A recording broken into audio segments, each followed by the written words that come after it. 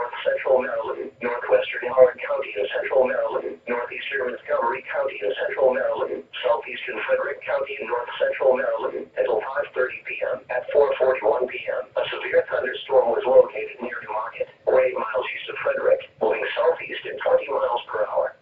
Hazard, 60 miles per hour wind gusts. Source, radar indicated. Impact, damaging winds will cause some trees and large branches to fall. This could injure those outdoors, as well as damage homes and vehicles. Roadways may become blocked by downed trees. Localized power outages are possible. Unsecured line objects may become projectiles.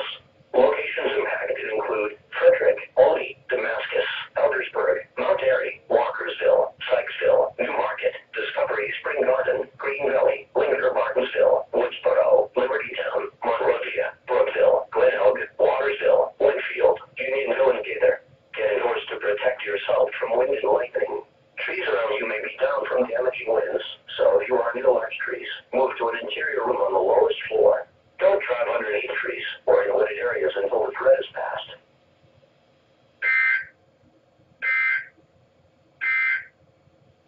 Now for the official National Weather Service forecast for the Baltimore metro area and the surrounding KEC listening.